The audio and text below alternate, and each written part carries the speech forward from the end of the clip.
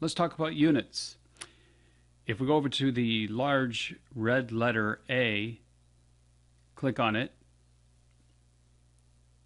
and go down to Drawing Utilities and select Units, a pop-up menu will appear, and we'll notice that the default is set to decimal. Every type of drawing we work with is going to have different types of units. Again, the default for this is decimal, but it can be selected to be architectural, and where the units are feet and fractional inches. It can be set to engineering, which is decimal inches, and it can be set to fractional, which is feet and fractions of an inch. And then there's scientific, and that's to the power of.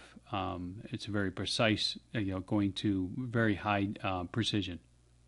Won't be working with that too often. You're going to be working predominantly with some fractional, mostly decimal, and sometimes architectural. Next, let's talk about the precision. Within decimal, we notice that we can go to, by default, it's 4 decimal places. So it's actually measuring to the 10th of a thousandth. And if you notice this 10th, that's 4 decimal places is 1/10 of 3 decimal places. And then there's decimal inch and architectural. In architectural, you're measuring in feet and fractions of an inch. Highly precise architectural drawings will be 1/32 of an inch. Typically, you're going to see mostly 1/8 of an inch. We also have the angle measurement. Most of what we'll be working with will be decimal degrees. That means it's just going to be, a 10th or 100th of a degree.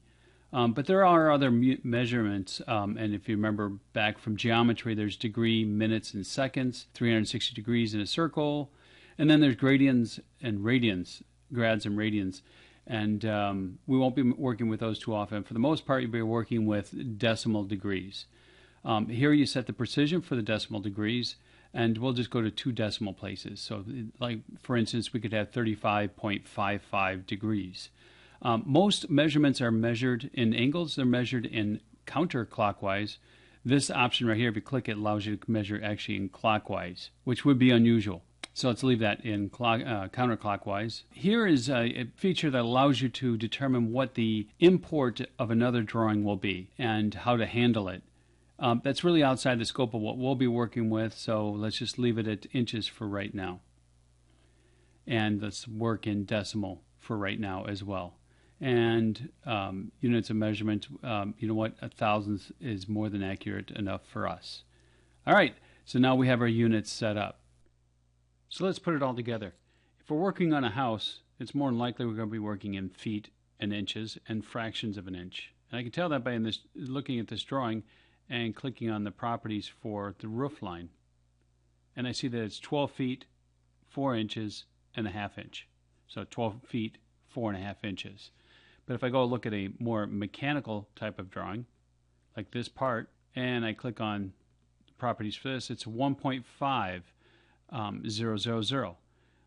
Whether those are inches or centimeters, we really don't know until we actually look at this drawing and do what we did before and just look at drawing utilities, units, and we see that it is measuring it, in fact, in decimal inches. Just keep in mind that we'll be working with mainly 2 different types of units, decimal inch and feet and inches.